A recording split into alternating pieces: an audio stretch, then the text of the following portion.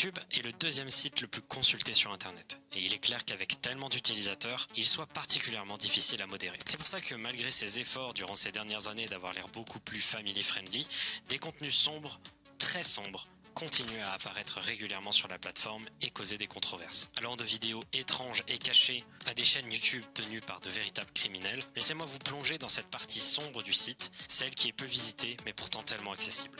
Bienvenue dans la face cachée de YouTube. Bonjour à tous, bienvenue dans ce nouvel épisode de Findings consacré à la face cachée de YouTube.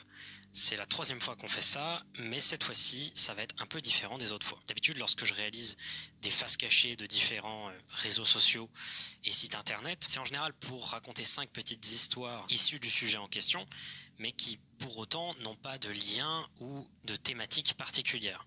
Cet épisode-là est un peu plus particulier. Comme vous l'imaginez, je mets un avertissement, cet épisode va parler de sujets très sensibles et pourrait heurter la sensibilité de la plupart des gens. Mais avant de commencer, vous devez certainement vous demander, comme on va parler de choses graves et très réelles, est-ce que ce serait pas un peu sensationnaliste par rapport aux autres épisodes ? Oui, mais attendez jusqu'à la fin.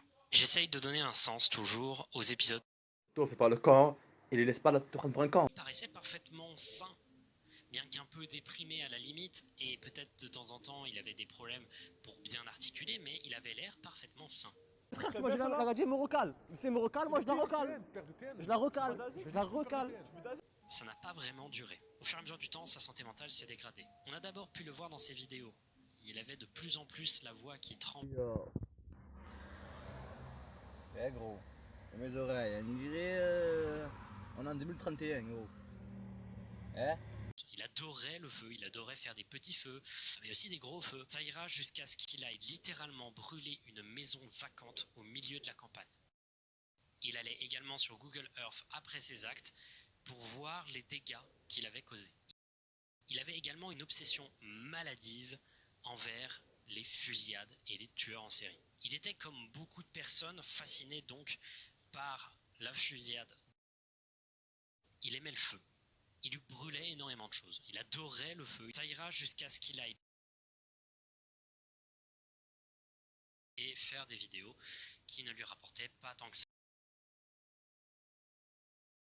Il était addict aux armes à feu.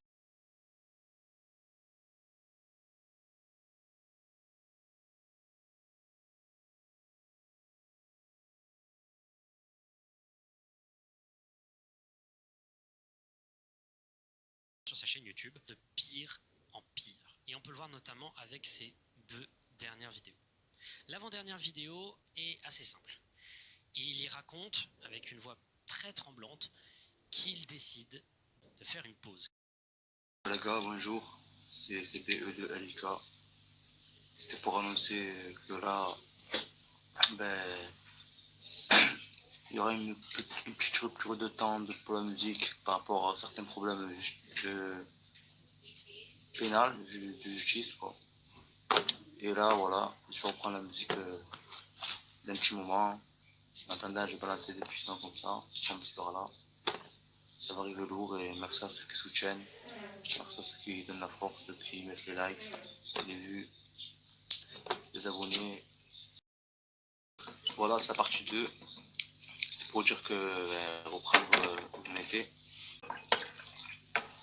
Pour dire que voilà, je vais faire des clips pendant longtemps, il y aura des bons projets qui vont arriver, vous inquiétez pas, restez à l'écoute, voilà, suivez-moi, il n'y a pas de problème, là on laisse pas la musique, on lâche rien, on n'est pas des lâches, voilà, et en tout cas on n'a pas oublié, on n'oubliera jamais d'où on vient, et merci. De pire en pire. Et on peut le voir notamment avec ses 2 dernières vidéos. Quelques semaines après, il revient avec une vidéo. La dernière vidéo qu'il ait jamais postée. Et sa voix est plus dangereuse. Ils font les fous, c'est qu'une bande de trappes. Wesh c'est carré comme de betteraves. Ils font des fous, c'est des poucaves. T'as pas d'équipe, t'as pas de bloc, t'as pas de sous, mais t'as rien dans le froc. Dans le froc, je te nique, Toi et le proc. Il faut éviter de les romanticiser, de les fantasmer, parce que ça peut avoir des conséquences très graves. Également, cette vidéo, c'est aussi un rappel clair d'une chose. On ne sait jamais tout ce qu'est une personne derrière un écran. On ne sait jamais vraiment à qui on parle sur Internet et on ne sait jamais vraiment tout d'une histoire. Encore une fois, et ça me paraît important de le dire, ne croyez personne sur Internet.